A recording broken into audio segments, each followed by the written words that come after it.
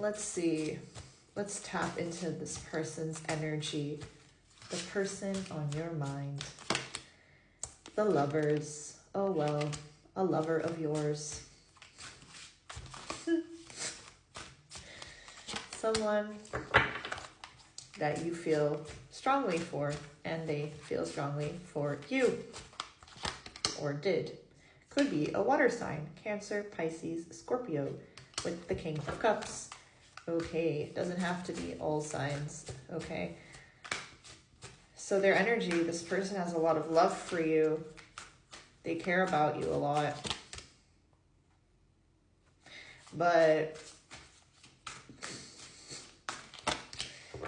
yeah, so low-key, they're kind of stressing and obsessing over you in this situation, in this connection.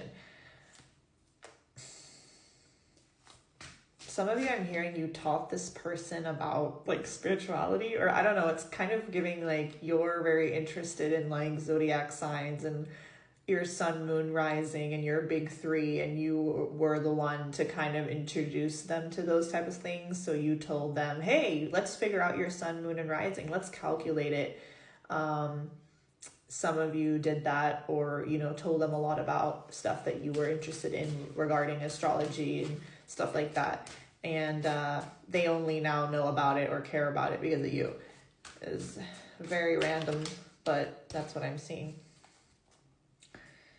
Because a lot of you are very spiritual or very like into spirituality here with the High Priestess. Like you really like these type of things, you know, tarot, spirituality, astrology, all of that.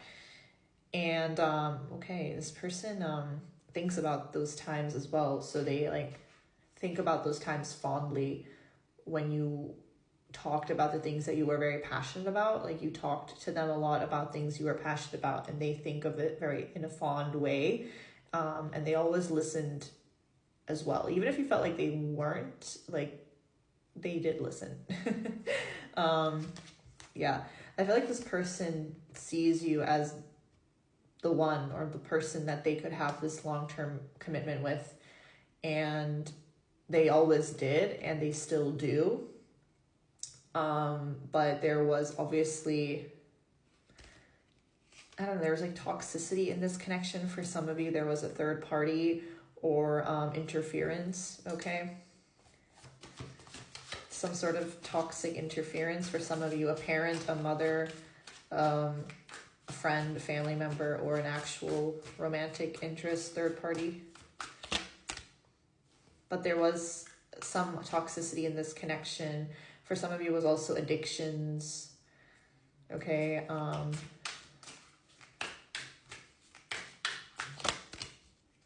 This person could have also been dealing with a lot when you guys first met. Like there were addictions, or they had a lot on their plate, or they were dealing with someone else, or they have a family with someone else, or whatever, right? Take what resonates, but there was like a toxic interference preventing you guys from also being together or being in a relationship. But regardless of how much time has passed, they always still see you as the one and as the Empress. Nobody compares to the Empress.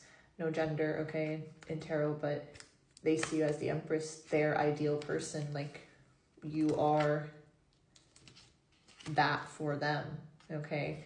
And even if they've tried to replace you, try to be with other people, it's not working. Because nobody compares to the Empress. And they're finding that out the hard way now.